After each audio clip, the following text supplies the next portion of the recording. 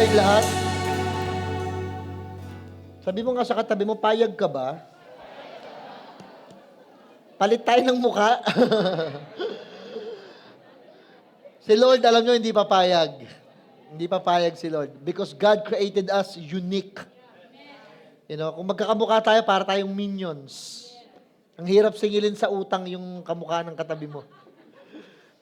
But, yung may isang bagay po na hindi tayo dapat pumayag sa totoo lang, yung makita natin yung sarili nating mahina, mahirap, sakitin, yung makita natin yung sarili nating bigo, yung makita natin yung sariling walang pag-asa. Kasi hindi papayag ang Diyos dyan eh. That's why God sent His only begotten Son. That's why God allowed na masaktan, masugatan yung kanyang anak para gumaling tayo. That's why God allowed na yung mayaman niyang anak maging mahirap, that through his poverty, maging mayaman tayo. Maraming bagay po na hindi pinayagan ng Diyos sa buhay ng kanyang anak. Or, mali-mali. Maraming bagay po na pinayagan ng Diyos sa kanyang anak para wag nang payagan sa atin. Halimbawa po, yung sumpa. Pumayag ang Lord na ma-curse, masumpa yung kanyang anak so that today we can be blessed. Pumayag ang Panginoon na mamatay yung kanyang anak ng maaga para maintindihan natin na masarap mamatay ng mahaba ang edad. Sabi mo nga sa katabi mo, huwag ka namang mamatay ng maaga. You know, kanina, sa group namin ni Chordita, meron kaming isang grupo sa LOV. Meron dun isang lalaki, 44 years old. Sabi, isang brother natin ang namatay at the age of 44. Grabe, no? Heart attack. Heart attack. Minsan, ang attack hindi heart, hurt. Hurt attack. Minsan, ang umaatake sa puso natin, hindi naman talaga atake sa puso. Yung mga pains, mga hurts, mga nasaktan tayo sa asawa, nasaktan tayo sa anak, nasaktan tayo sa mga... Kasi, pansinin nyo, kung sino pa naman yung pinakamamahal mo, yung pa yung pinaka nakakasakit sa'yo. The more you love, the more it hurts. Totoo yun. Minsan yung the people who will give you the greatest joy, siya din yung same person who will give you the greatest hurts. Kaya kailangan maintindihan nyo yun. Kung ba't kayo nasasaktan ng sobra ng taong yan, kasi mahal mo yan. Mahal mo yan kung bakit kayo nasasaktan pag siya na ang issue. Kung bakit ka naaapektuhan ng grabe, bakit pag siya na ang na-touch, yan na napag-usapan, siya na mismo. Deep inside your soul, it is because mahal mo yan eh. Kaya gano'n na lang tayo kung masaktan. Pero kung minsan naman ganito, may mga tao na kahit makasakit, parang hindi marunong magmahal. Alam niyo, pagmahal, gusto ko yung preach ni Pastora kahapon, ni Chordita kahapon, ang title, Mahalaga Ka. Gusto niyo malaman kung mahalaga ka sa isang tao? Kung talagang mahal, kasi mahalaga dalawang words, mahal at saka alaga. Pag mahal mo isang tao, inaalagaan mo. Kaya pag sabing mahal, dapat yun may alaga. Yung iba alam nyo kung ano, mas mahal yung alaga niya kaysa sa anak niya. Yung iba may vitamins yung aso, yung anak wala. Yung anak haba na ng buhok, yung Shih Tzu, kung pag-grooming, 800 ang bayad. Yung anak, 40 lang, 50, hindi pa mapagtyagaan. Alam mo, kung mahal ka ng tao, alaga ka. Kung gusto nyong malaman sa isang tao kung mahal mo yan, yung asawa nyo, gusto nyo malaman kung mahal kayo yung asawa nyo, inaalagaan ka. Pag hindi ka niyan inaalagaan, sorry, hindi ka niyan mahal. Dapat inaalagaan natin yung mga mahal natin sa buhay. Yun yung ibig sabihin ng mahalaga. Si Lord, alam nyo kung paano tayo mahal? Naalagaan niya tayo. He don't wants us to suffer from hell. He doesn't even want us to experience pain. Ayaw niya nga nasasaktan tayo. Ayaw niya ng mga sleepless night. Ayaw niya ng mga depressions. Ayaw niya ng anxiety. Ayaw niya ng nagpapalpitate tayo. Ayaw niya yung talagang puno ng duda yung isip mo. Kaya gusto niya alagaan tayo. Kaya lang, minsan yung mga tao, ayaw payagan ang Diyos na mahalin siya. Laging sariling diskarte. Laging sariling gawa. Ayaw mag-trust kay Lord. Laging effort niya, natural diskarte niya, own way niya. Marami na pong bagay sa buhay natin, sa totoo lang, na nangyayari na kung iintindihin lang natin, Hindi naman talaga gusto ng Diyos na yun nangyayari sa'yo. At alam ko, kahit ikaw mismo, hindi mo rin gusto yung nangyayari sa'yo. Pero ba't nangyayari nga pala yung ganun? Hindi gusto ng Diyos. Hindi mo rin gusto, ba't nangyayari? Ang tawag doon, buhay. Because life cannot be controlled. Sana, pwedeng kontrolin yung buhay. Sana pwedeng kontrolin. Yung bang makokontrol mo lahat, ang iisipin ng iba, sasabihin ng iba, gagawin ng iba sa'yo? Hindi eh. Hindi eh. Because that is life. Life can never be controlled, but it can be handled. Hindi mo siya makokontrol, pero pwede mo ma-handle siya ng tama. At least, yung emotions mo, yung reactions mo sa mga nangyayari sa buhay natin, ma-handle natin yan. Ma-handle. Huwag lang natin ikukontrol. Napo-frustrate tayo when we are trying to manipulate controlling people. Alam niyo, sa buhay na ito, na-realize ko, yung mga ipapangako sa inyo ng ibang mga tao, puro posible yon. Lahat ng ipapangako sa inyo ng tao, possible yon. Ibig sabihin, magagawa niya yon. Pero alam niyo kung bakit si Lord, ang gusto niyang ipangako sa iyo, yung mga imposible? Kasi alam niyang wala ka namang pwedeng asahan, kundi siya lang. Si Lord lang kasi ang makakagawa ng mga imposibleng bagay. Si Lord lang yon. Yung posible na pwedeng ipangako sa iyo, bibigyan kita ng ganito, ng ganyan, possible yon. Tama yon, totoo yun minsan. Pero kadalasan, 37% lang sa pangako ang natutupad, 67% o 63% puro fake. Kaya ingat kayo sa mga nangangako sa inyo, ha? Sabi mo nga sa sarili mo, di na ako papagoyo. Marami mga papangakuan kayo, pero naku, hindi yung totoo. 37% nga lang eh. Ang laking porsyento, hindi niya gagawin yung pinangako niya.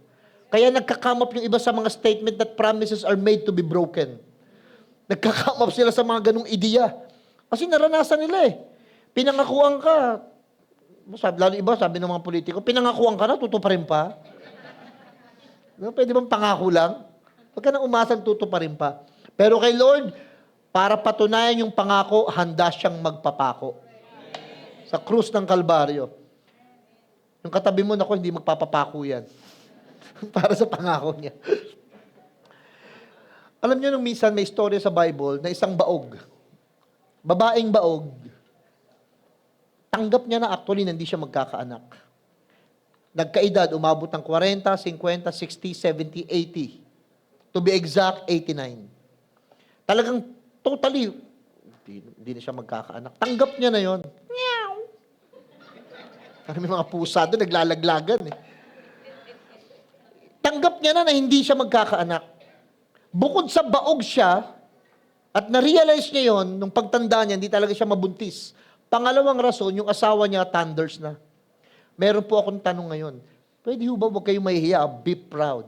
Kung 60 years old ka na babae, senior, tayo nga kayo.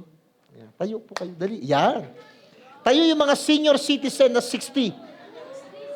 Sige po, tayo kayo yung mga 60. Huwag na kayo magpanggap na hindi kayo 60. Mukhang kitang-kita naman sa mukha eh. Ay, yung mga 60 pataas, 61, 62, 63. Sige po, mga babae lang muna, babae. Yung mga senior na babae, yan. Tingnan nyo, ang dami-dami nila, no? O, tingin kayo dito. Meron sa Bible, 89 years old na jaundice. O, umupo ngayon yung mga senior na may asawa na. Pero kung single kayo, tumayo kayong manatiling nakatayo. Single, yung mga walang asawa. Ayan, mga available po yan, ibig sabihin. Grabe. Sige, upo muna kayo. Tungkol sa inyo istorya natin kasi ngayon. Have you imagine, kayo pong mga single na tumayo ngayon, o siguro kahit yung mga may asawa, na-imagine nyo ba na mabubuntis pa kayo? Ibang maiisip mong bigla, Sister Yvette, Ronald, hanap mo ko ng kamyas flavor na ice cream. Grabe. Yung naglilihi ka, naghahanap ka, bangus na walang kaliskis. Baka hito yun, hindi. Gusto ko bangus basta walang kaliskis. Have you imagined that? Di ba nakakatawa? O ito yon. Nung kausapin ni Lord si Abraham, kaya ako naniniwala nagsasalita ang Diyos. Ang problema, hindi lang tayo marunong makinig. Sa ako, pinapaniwala ko, Lord, speak to me kahit sa dream. Lord, speak to me kahit gising. Lord, speak to me kahit nagmumotor ako. Lord, speak to me kahit naliligo ako. Why? Because God has a lot of things to say. Ang problema, we are not attentively listening. Ang dami niyang gustong sabihin. Ang dami niya. At pag nagsasalita ang Panginoon, makinig tayo. Minsan magsasalita si Lord through your pastor. Minsan magsasalita siya through nature. Minsan through people. Minsan nga through hurts. Nasaktan ka, tapos nararamdaman mo, kinakausap ka na pala ni Lord. Ang kulit mo, ayaw pa magpa-check up, ang dami ng sintomas. Nagsasalita na pala si Lord noon. Nagsasalita na pala si Lord sa mga billboard. Mababasa mo, makikita mo, may makakakita sa'yo, may mga ganun eh. Pag may mga ganun, warning na yun, tigil mo na.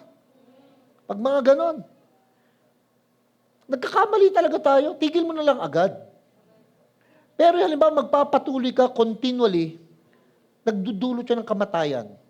Nagdudulot siya ng pagkawasak at nagdudulot siya ng pagkasira o pagkalungkot ng grabe lungkot sa'yo at sa buhay ng mga tao. Nung bisitahin ng Panginoon si Abraham, sabi niya, Pogi, sabi ng Lord kay Abraham, magkakaanak ka. Si Sarah na nandun, natawa. Di ba kayo, natawa din kayo. Sinabi kong yung mga senior citizen, may pag-asa pang mabuntis. Di ba natawa din kayo?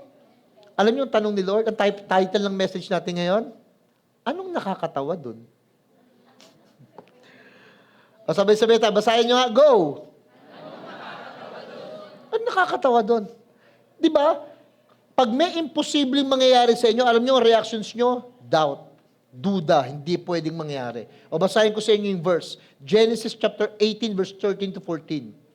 And the Lord asked Abraham, why did Sarah laugh? Anong nakakatawa doon? Ba't tumawa si Sarah? Sa sarili niya. Shall really give birth to a child when I am old? Nakakatawa ba yun na magbubuntis siya? Ito yung tanong ni Lord. Is anything too difficult or too wonderful for the Lord? May mahirap ba? May imposible ba sa Diyos? Alam nyo, nung makita ko, for example, yung isang lupa dyan sa building 2 sa Happy Land, punong-puno ng basura yan. Ang daming mga rugby boy, ang daming mga prostitutes, ang daming kung ano-anong i-confront yung paningin mo para sabihin sa'yo, imposibleng magbago yung lugar na yan. Tignan nyo ho ngayon, sobrang ganda na ng lugar. Doon tayo may isang service. Every Sunday. Itong lugar ito, dati, hindi nyo naman makikita itong malamig. Ang makikita nyo dito, malamok. Pero hindi malamig. Ang gulong madumi. Iko-confront ka ng paningin mo na imposible. Ang laking gastos niyan, sino magtsatsaga dyan, sino papayag niyan, paano, ang daming mga kung ano-ano. Pero you know what? Walang nakakatawa sa mga imposibleng bagay na kayang gawin ng Diyos. I have seen so many miracles. Nag-testimony si Glyza, isang teacher po natin, at leader at the same time. Sabi ni Glyza, natagpuan siya kasi every year, 3 taon niya nang dinadasal, Lord, ang gusto ko lang bigyan mo ko ng kalusugan. Kasi nga may problema siya sa thyroid. At yung thyroid, hormonal. Ibig sabihin, sabi sa kanya ng doktor, maaga kang magme-menopause. At ang mangyayari sa'yo, infertility. Hindi ka na magbubuntis. Hormonal kasi. Andyan yung maapektuhan ka sa anxiety, maapektuhan ka sa ganito, yung ganyan. Alam nyo, nung Sunday, nag-testimony si Glyza. Bagamat sabi ng doktor, ang isang major na magiging dahilan ng thyroid niya, infertility, hindi pagbubuntis. Nag-testimony si Glyza nung Sunday, 2 months na siyang pregnant. Imposible, minsan matatawa ka, magbubuntis ba ako? Ganyan. Tapos alam nyo, yung kanyang diary, yung ipapangalan niya sa bata, nung sinulat niya, nung pinanganak si Elisha, yung panganay niyang lalaki, hindi pa pinapanganak yung bata, sinulat niya na yung magiging anak niya na pangalawa, ang isusulat niya na ang ibig sabihin ng pangalan, health. Ang dinadasal niya lang sa Lord, healthy. Ang magiging pangalan ng anak niya sa susunod na pangalawa, health yata. Hindi ko alam. Yun ang meaning. Kasi ang kagawa ng health. Huwag na lang health. Ako, pag nagkaanak kayo, ang ipangalan nyo maganda, surely. Hindi surely, surely. Anyway, sabi mo nga, sabay-sabay na sabihin nga po natin, walang mahirap sa Diyos. Why? Una ho ito, nothing is impossible when God is at work. Pag si Lord kikilos, hindi imposible. Sa atin, imposible.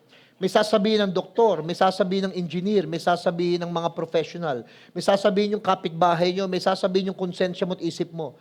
Pero kay Lord, walang imposible. Kahit sinasabi nilang ganon, kay Lord, walang imposible. I have seen, hindi na humabilang ng kamay ko. I even prayed for people na may malaking goiter, kitang-kita ng mata kong umimpis. I have seen people bingi sa Malaysia. Pinag-pray ko yung bingi, nakarinig. I have seen so many miracle. Financially, relationship, healing. Kaya siya sabing, imposible. Hindi, walang imposible sa Diyos. All the impossible na promises comes from God. Yung mga possible na promises comes from men. Kasi nga, ang kaya lang natin ipangako, yung magagawa natin, di ba? Di mo naman kayang ipangako sa tao yung imposible eh. Kaya pag may imposible kayo naiisip, remember this, promise yun ni Lord. Kung possible naman palang gawin mo, di gawin mo na lang. Pero yung mga imposibleng ikaw ang makagawa, huwag kang mag-alala. I-trust mo kay Lord. Doon siya expert. Doon siya magaling. Why? God specialized in turning the impossible to possible. Kasi nga, He's the God of the impossible. Diyan siya magaling. Yung mga final na sa'yo, o final na yan, hindi talaga magbabago yan. O final na yan, walang choice yan kundi ma-operahan yan. O final na yan, walang choice yan kundi ma-bankrupt yan. Final na hindi siya makakapasa. Final na hindi na kayo magkakabalikan. Laging ganun eh. Meron tayong final decision in mind. But let me tell you, ang specialist ni Lord, yung akala mo final na, kay Lord nagsisimula pa lang. Walang imposible sa Panginoon. God always work in a supernatural and mysterious ways. Pag sinabing supernatural, ang natural kasi, yung mga kaya nating maisip, kaya nating magawa, kaya nating mapuntahan, masabi, makuha, matanggal sa sarili natin. Natural yun eh. Natural yun. Ibig sabihin, it's part of the nature that you can put, you can take. Nature yan. Dadating yan. Pero ang alam nyo kung ang hindi na nature, yung supernatural. Ang supernatural, mysterious, hindi mo maintindihan paanong nangyari yun. Paano? Yung mga ganyang bagay ngayon, alam nyo, hindi ko na kinu-question si Lord yan. Hindi na nga lumalabas sa bibig ko, yung paano nangyari yun? Kasi alam ko, pag hindi ko ma-explain, si God. Pag hindi nyo alam ang sagot, si God. Pag hindi nyo makita yung dulo, si God. Alam nyo yun, pag hindi nyo alam kung saan pupunta, hanapin nyo yung daan, si Lord. God works miracles in a creative ways. Minsan magugulat ho kayo, ang gagamitin pa ng Lord, yung taong hindi nyo inaasahan. Minsan ang gagamitin pa ng Panginoon, yung pagkakataon panahon na hindi mo least expected, yung pinakahuling-huli mong maaasahan, yun pa yung ginamit ni Lord. Bakit nga ba ganun? Ba't inintay ba? Kung magbubuntis naman pala, pinangako naman pala si Isaac na magiging anak ni Abraham. Ba't ba hindi pa siya nagbuntis kaagad nung 20 anyos, malakas pa? Ba't kailangan 100 years old na si Abraham? Ba't kailangan 89 at baog na si Sarah bago magbuntis? Bakit kaya? Isang tinanong ko ito eh, Lord, why you need to wait? Ba't kailangan munang tumanda muna at saka sasabihin, Sarah, it's time. Alam niyo kung bakit? Para po alisin ang tao ng lahat ng reason. Kasi pag nagbuntis, kaya naman nagbuntis kasi malakas ang similya. Kaya naman nagbuntis kasi ganito eh. Kumbaga may reason siya na pwedeng mawala si Lord sa angulo, sa senaryo, tapos yung reason mo, ang maging dahilan, kaya nangyari. Di ba may mga tao, kaya na-bless, masipag kasi. Kaya yumaman, kasi magaling kasi. Kaya gumaang ang buhay kasi, mabait kasi. Laging merong siya kasi. Laging mabait siya, masipag siya, mahusay siya, madiskarte siya, matalino siya, no, wala naman si Lord. Kaya alam nyo, ang pinakamatinding blessing na pwede nating makamit, yung alam mong ang blessing mo, si Lord muna bago ikaw. Pag alam mong si Lord muna yung blessing mo, hindi ka yayabang. Hindi magiging sa'yo yung sentro na madiskarte ka kasi, magaling. Kasi halimbawa, ang galing-galing mo dumiskarte. Pag ikaw nagkasakit, wala kang kagalingan. Useless yung diskarte mo. Pag ikaw ang tali-talino mo, pero dumaan ka sa depression, tanggal yung talino mo. Karamihan pa naman dumadaan sa depression, matatalino. Oh, based on studies. Why? They are what? They are high intelligently quotient, IQ mataas, pero bagsak yung emotional quotient. Hindi alam i-handle yung emotions. Karamihan matatalino, depressed eh. Sabi mo sa katabi mo, depressed ako. Para magmukha lang matalino, depressed? Di ba pwedeng busit lang? Sa totoo lang, alam nyo kung ano? That's why we need God in our mind, in our hearts, in our everyday life.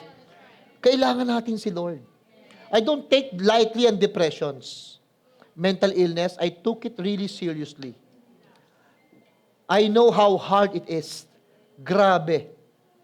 Grabe ho. Kaya kailangan talaga, pag may mga bagay na hindi nyo na makontrol sa inyong isip, allow God take over your mind. Kumbaga, Lord, here it is, Lord. I surrender to you my thoughts. Ngayon, kung may mga tao naman sa buhay nyo, anak nyo, asawa nyo, lalo't kung mga bata pa, huwag din kayong ma-depress, may stress, kapag may mga ugali silang pinapakita na hindi nyo gusto. Kasi ang ugali, behavior, at ang behavior na-change. Nababago po ang behavior. Ang hindi binabago, alam nyo kung ano? Personality. Ang mahirap ng baguhin yung personality ng tao. Pero yung behavior niya nababago. Kaya huwag kayong mawala ng pag-asa. Sabi mo sa katabi mo, may pag-asa ka talaga. Mababago talaga tayo. Why? Because behavior lang yon. Hindi talaga yun personality. Alam niyo si God is not surprised with the difficult things. Why? He is the great I am. Hindi siya, yung bang, minsan sa atin sa buhay natin, di ba, Lord, imposible, ang hirap nitong pinagdadaanan ko.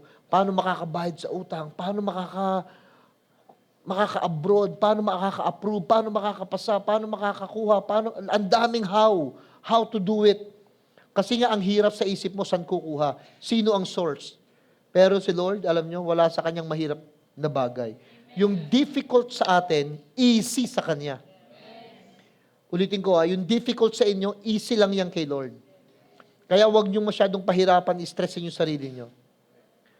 Pero yung ways niya, totally higher than our ways. Tapos yung thoughts ni Lord, totally different from our thoughts. Pero sobrang bait ni Lord, yung higher ways, higher thoughts, ang ginawa niya, binababa niya para maintindihan natin. Yung ways niya, bababa siya sa level mo. Yung thoughts niya, bababa siya sa level ng pag-iisip mo para maintindihan natin siya. Ito yung tanong, why did Sarah laugh when God made the promise? Ba't nga ba tumawa si Sarah nung mangako ang Diyos? Actually, sabihin ko sa inyo yung totoo, kada linggo, hindi naman lahat ng mga nandito naniniwala sa pinipreach ni PH. Ay ba, nagpipreach ako ngayon. Tanggap ko naman, hindi lahat naman pinapaniwalaan nyo talaga eh. Kadalasan, pinapakinggan nyo, pero iba kasi yung pinapakinggan mo sa pinapaniwalaan mo. Iba yung nakikita mo na sumisinag yung araw kasi nararamdaman mo yung init. Pero yung naniniwala kang kahit may bagyo, nandyan ang araw sa likod ng ulap, iba yon. Iba yung nandito kayo sa church, hindi naman common na sa loob kayo ng McDo, kumakain ka na eh. Bisa ba tambay lang doon? Papalamig lang. Hindi naman common na sa SB, umiinom ng Starbucks coffee. Minsan nandun lang yun, naghahanap lang doon ng libreng asukal na may uuwi. Ganon din sa church. Hindi naman common nandito kayo, talaga namang nag-church, talaga yung attention, puso't isip nandun, tapos pinapaniwalaan ng buong puso. Walang pinagkaiba po yan sa kabayong dinala mo sa ilog. Madadala naman yan eh, pero hindi mo yan mapapainom pag ayaw niya. Why did Sarah laugh? Ba't siya tumawa nung sabihin ng Panginoon magbubuntis? Alam niyo saan tumawa si Sarah? Inside her mind. Sarah laughed inside her mind. Pwede pala yun, yes. Na hindi niyo pinapakita, pero puno ng duda. Baka kala niyo kung nag-I love you sa inyo yung katabi mo, totoo yun. Sabi mo nga sa katabi mo, I love you. Hindi yan totoo. Hindi nga kayo magkakilala eh. Hindi ko mo nasabi niya, totoo. Kaya nga, lalo yung mga young people, mga bata, tingin kayo kay daddy. Sa spiritual daddy niyo, look at me. Huwag kayong magpapagoyo pag sinasabihin kayo ng, mahal na mahal kita. Nek mo. Huwag kayong papapaniwala sa ganon. Lalo, kung ang nangangako sa inyo may asawa na.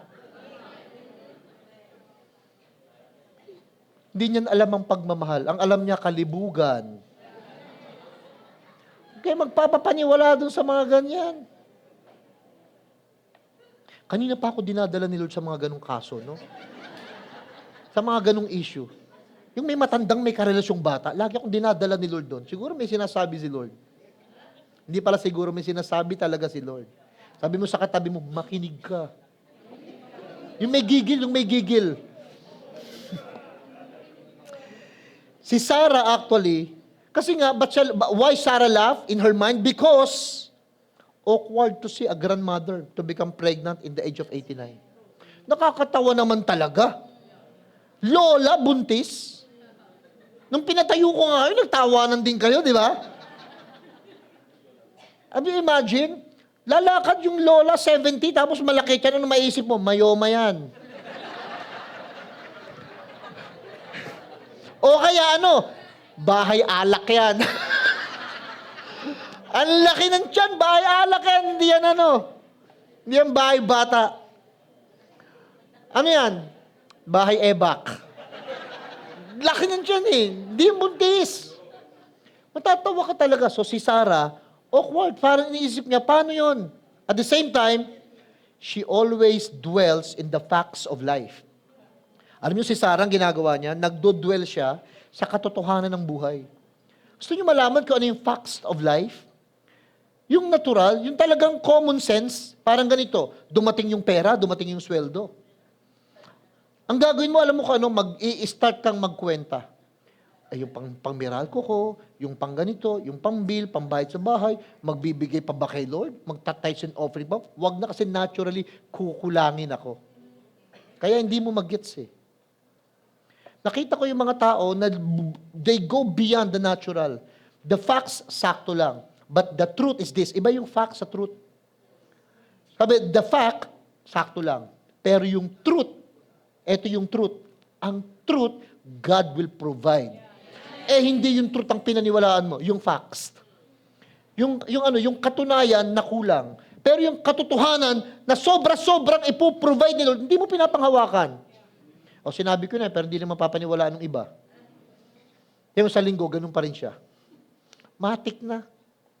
Alam ko naman yun Kaya di sana nakita ko naman talaga yun. Na nagbabago yung buhay ng tao. Kasi nakikita ko to those who embrace the truth, who loves the truth, nag-change. Pero to those who embrace the facts, they remain the same. Ganun naman Ganun naman nakita ko kasi.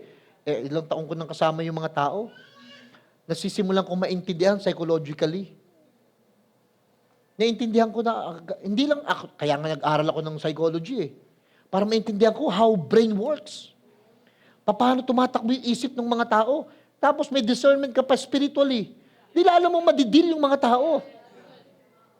Na may boses pa from the Holy Spirit na sinasabi sa'yo na ganito tong taong ito. Di lalo mo na siyang madidil. Kaya, you need to decide to listen from the Word of God. Pag nagsisimula tayong mag-decide to listen tapos to apply, nagbabago yung buhay. Alam niyo kung anong pinanghawakan ni Sarah? That she was barren for a long time. Matagal na akong baog. Matik na. Ano aasahan niyo sa akin? Magbubuntis ako, baog nga ako. Tanggap niya na Alam niyo pinakamahirap sa buhay? Yung tanggap mo ng ganyan ka. Pag tanggap mo ng mahirap ka, pag tanggap mo ng sakitin ka, pag tanggap mo na talagang may mali sa buhay mo, talagang ganyan ka na, diyan ang hirap pumasok ng pangungusap ni Lord. Kasi nga, ikaw mismo, accepted mo na.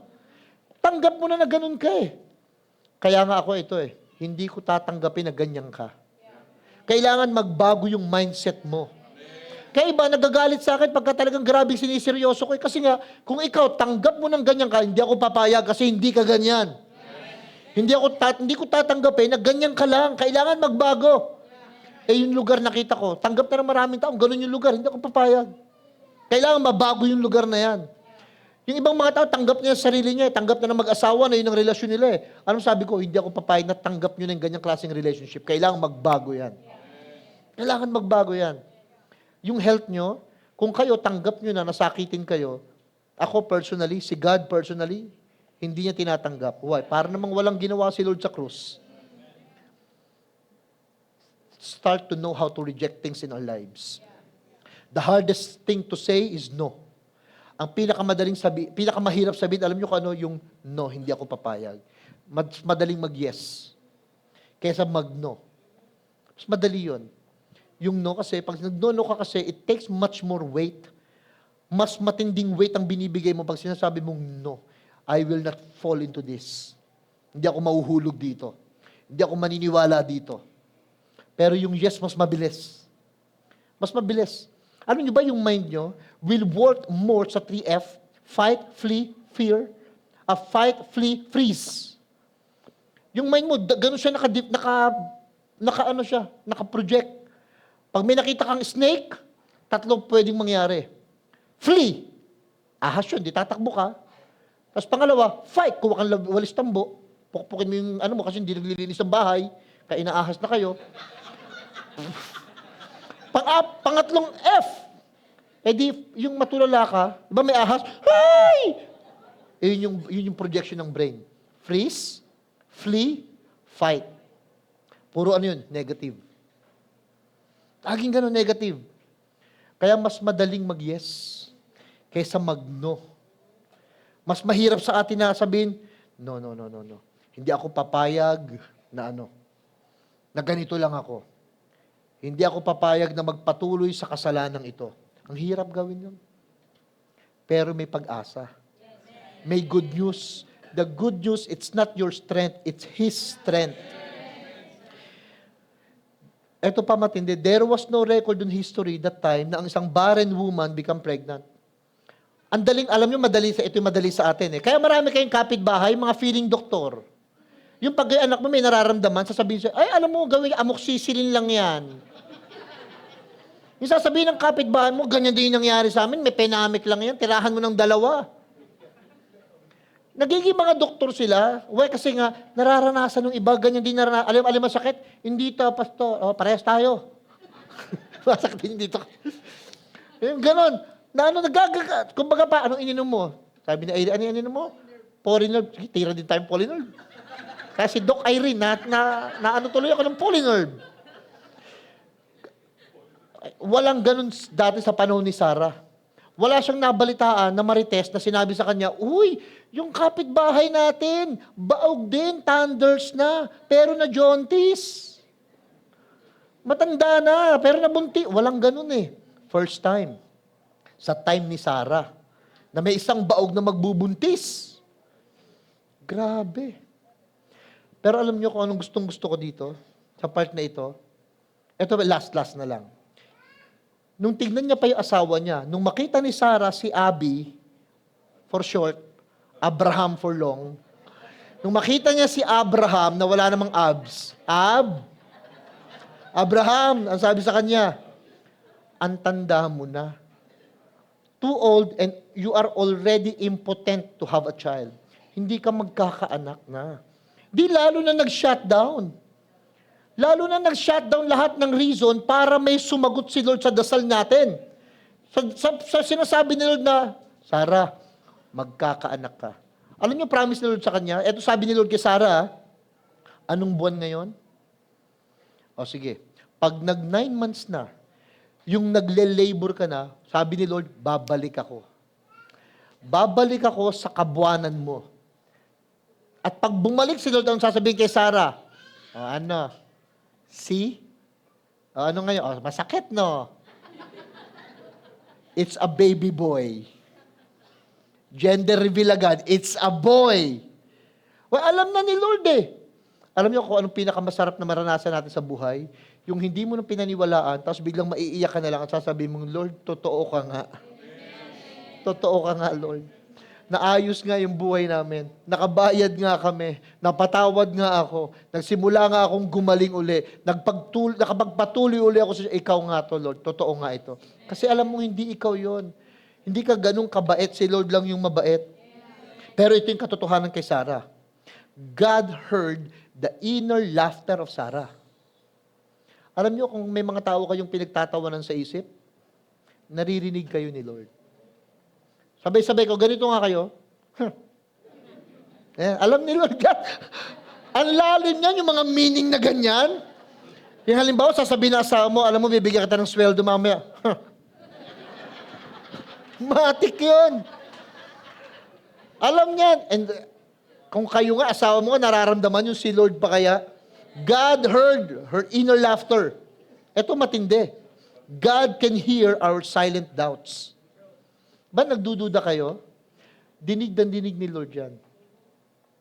God hear our silent rejections.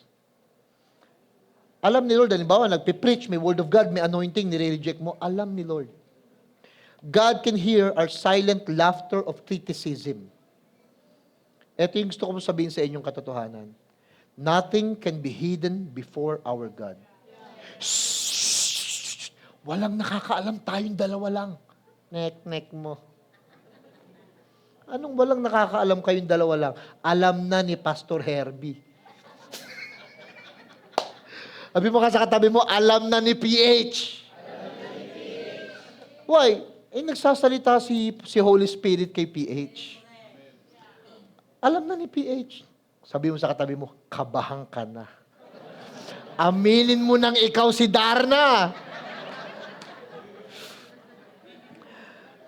Why? Alam niyo kung bakit po? Minsan yung mga asa-asawa nyo, minsan yung mga kapitbahay nyo, meron na silang tinatawag na premonition.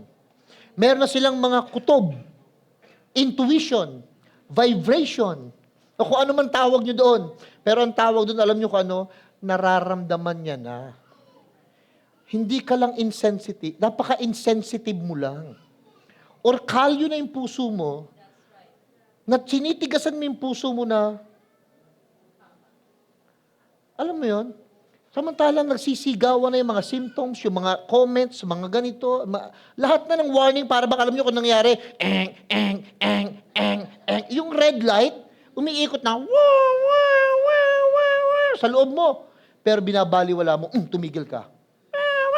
Tumigil ka. Ganun ginagawa ng iba sa inyo. Kinakausap na ni Lord na itigil, ayaw pa rin. Ayaw pa rin. He knows all our secrets. He knows how we think. How we think. Paano tayo mag-isip? Yung Sarah's laughter is a laughter of unbelief. Unbelief yung ano ni Sarah. Alam niyo, yung ginawa ni Sarah? Sarah had already given all hope of having a child. Parang tinanggap niya na, hindi naman talaga ako mabibless. Hindi talaga magpa-prosper ang negosyong ito. Hindi talaga kami magkakaayos.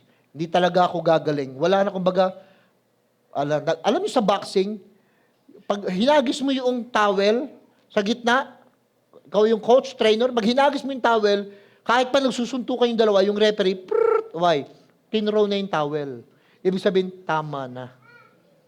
Iba sa inyo, ganyan na, hinagis na yung tuwalya, ayoko nang maniwala. Tama na. Ito yung truth. The truth is this. God's timetable is different from our timetable. Ang katotohanan, iba yung oras ni Lord. Iba yung timing niya. Iba yun. And in His time, He makes all things beautiful. Wait ka lang, wag kang atat. May ginagawa na si Lord ngayon. Kumbaga, wag ka lang magda-doubts na naman. Kasi minsan ganito naniwala ka na. Yung angel mo, andiyan na, full speed na. Dala-dala yung di-deliver mo answer. Nagduda ka na naman. Sabi, angel, teka, andito na, pa-deliver na ako Nagduda ka na naman. Okay na, pinanghawakan mo na yung pangako ng Diyos Nagpatawad ka na, pabalik-balik ka uli. Yung angel tuloy, nagcha-cha-cha-cha-cha. Buti hindi ako magra-rise pa ako dito. Alam nyo, gano'n kayo ka-special. Napapatsacha nyo ako, makapag-deliver lang ng message. Ang tindi nyo. Sabi mo ka sa katabi mo, special ka talaga kay pastor. Yung angel mo, alam mo yun, pasulong na aatras, aabante, aatras. Why? Kasi in and out tayo. Kung magtitiwala kayo kay Lord, full force mo na. Todo mo na. Huwag ka nang hawak, bawi. Yung gano'n, alam mo yun, yung magtitiwala, Lord, binibigay ko na sa'yo lahat. Biglang, Lord, wag na pala, iyak muna uli ako. Nawawala lahat eh. Tandaan niyo ito, God always work at the appointed time. Tingnan niyo yung sinabi ni Lord. Sabi niya, sa 18:14, is anything too difficult or too wonderful for the Lord? At the appointed time, when the seasons for her to deliver comes, I will return to you, Sarah, and you will have a son. Pag dumating na yung saktong moment, makikita mo, Sarah, yung pinangako ko, tutuparin ko. And when God made the promise, alam niyo ginagawa ni Lord, He's watching His word para i-perform. Why? God promise never change. God's integrity never change. And God's power never change. Kapangyarihan niya, integrity niya, pangako niya, hindi yan magbabago. Alam niyo minsan, our definition from good, different from God na good. Ano ibig sabihin? Minsan yung good sa inyo, hindi yun God. Hindi good sa Diyos. Pero minsan, yung bad sa inyo, baka yun ang God. Baka yun ang good. Kaya, not all good are God idea. Hindi ibig sabihin, ang gustong-gusto ko, mabuti nangyayari sa akin, baka hindi godly. Baka hindi godly. Natutuwa ka nga, nagugustuhan mo nga, pero hindi godly. Baka sa'yo good, pero hindi God. Kaya maging careful tayo doon. Minsan nga, we see a crisis, ang tingin natin, big problem. May sickness, big sickness. Pero ang totoo, opportunity pala yon para mapatunayan ni Lord kung gaano siya kabuti sa buhay natin. Papatunayan lang ni Lord na talagang ako lang ang kailangan mo.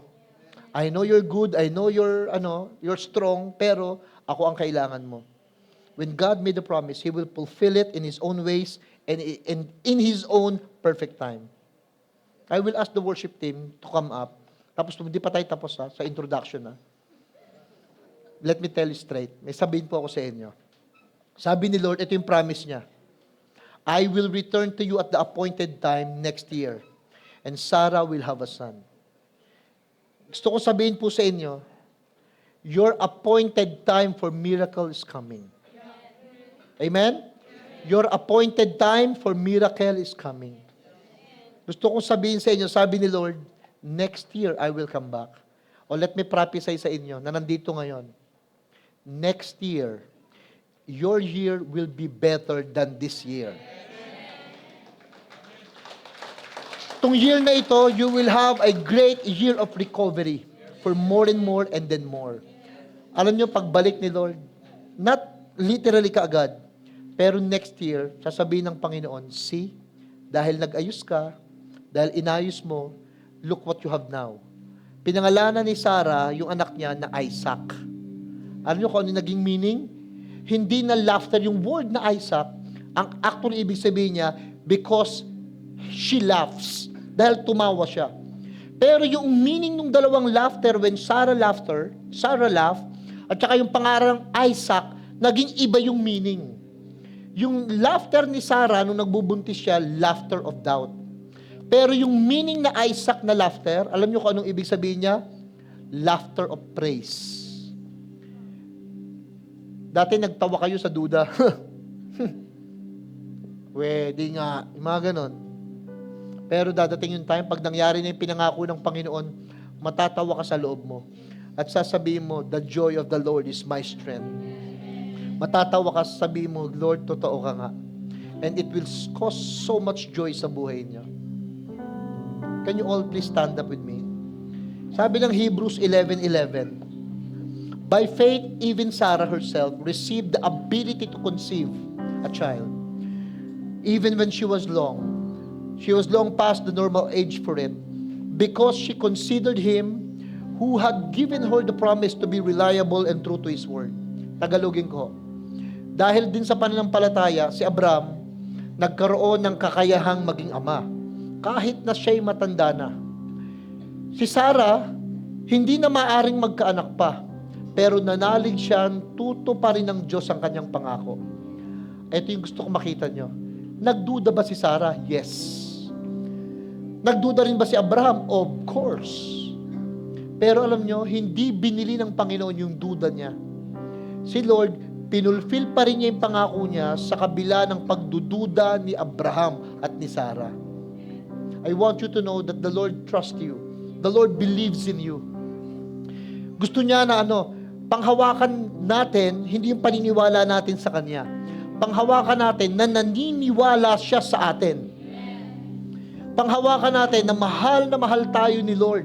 Kaya gagawin niya itong mga bagay na imposible sa buhay natin.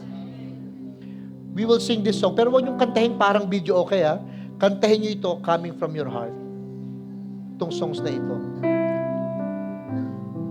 Hallelujah. And then while we're singing the song, I want you to include your heart. Because the Lord will do miracles today.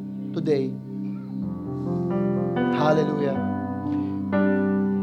Higit sa aking kailangan, higit sa ating karanasan, higit sa kaya mong isipin, ang kayang gawin ng Diyos.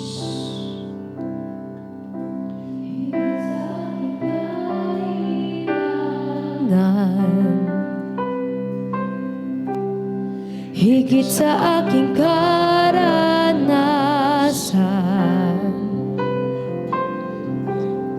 higit sa aking isipin, ay kaya mong gawin. Higit sa aking kalakasan, Kahit minsan, Lord, hindi ka nagkulang. ni minsan ay hindi nagkulang. Higit sa aking isipin, Kaya mong gawin. ay kaya mong gawin. Bawat araw ko ay hawak mo, di mangangamba sa piling mo. Let's declare, sabay-sabay. Walang mahirap sa'yo. Yes, Lord. Walang mahirap sa'yo. Ikaw ang Panginoon na makapangyarihan. Walang mahirap sa'yo.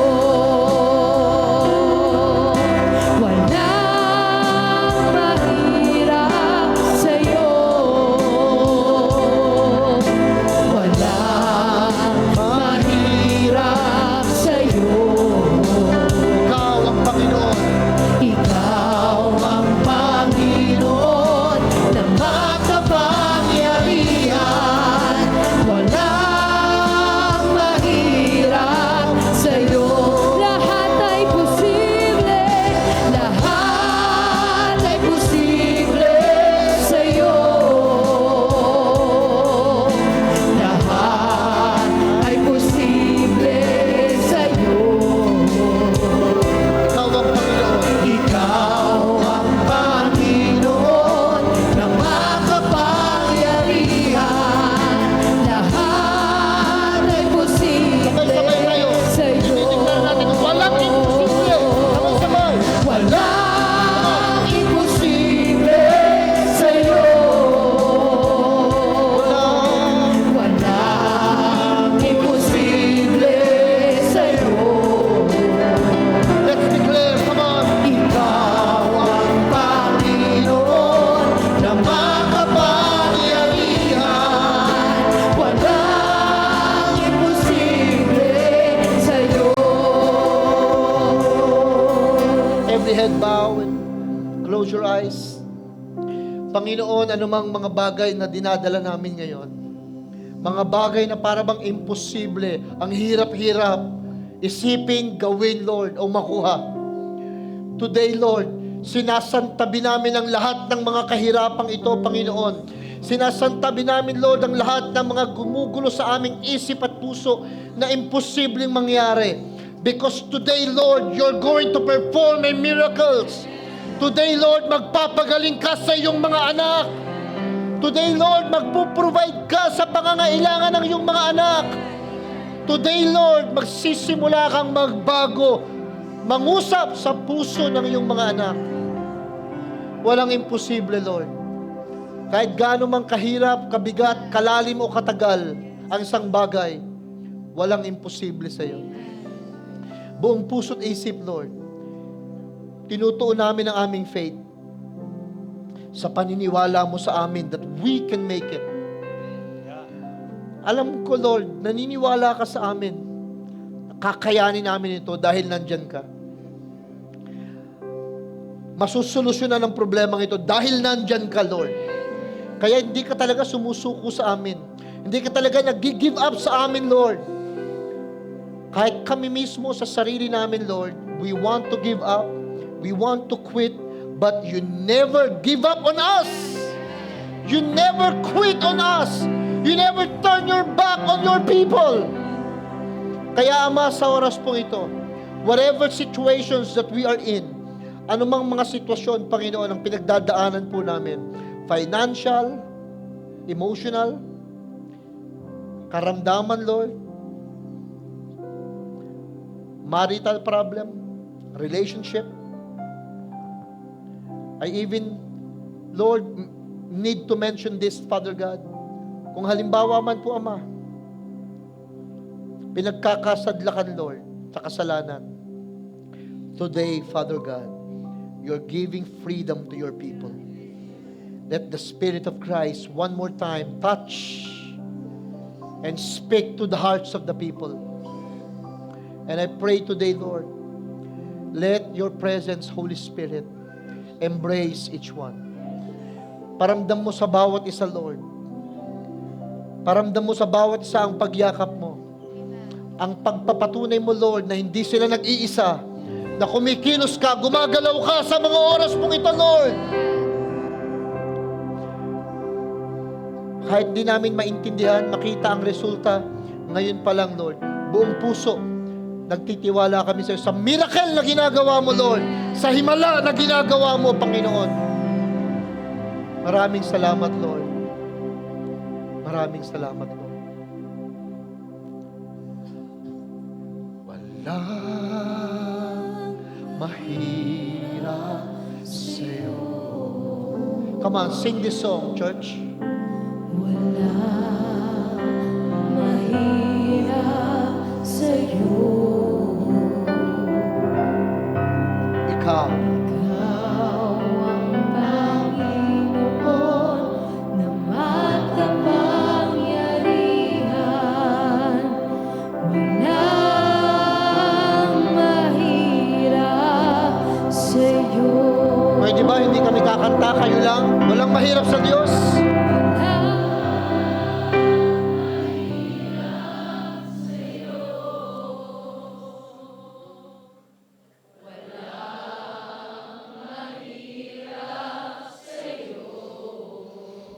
Yes.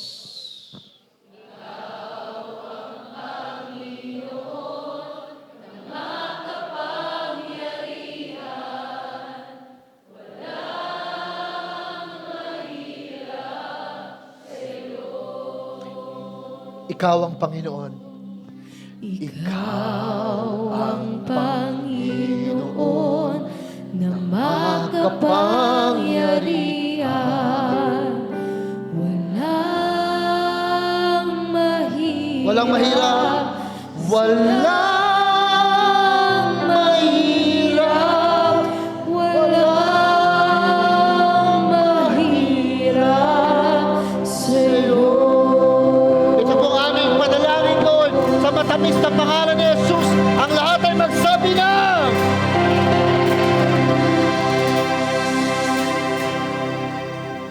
Amen. God bless you, everyone. Yes. See you again next week. Invite more of your friends and families. Pero syempre, bago tayo umuwi, hindi natin kakalimutang sabihin ito. New Life Tondo! My family, my home! God bless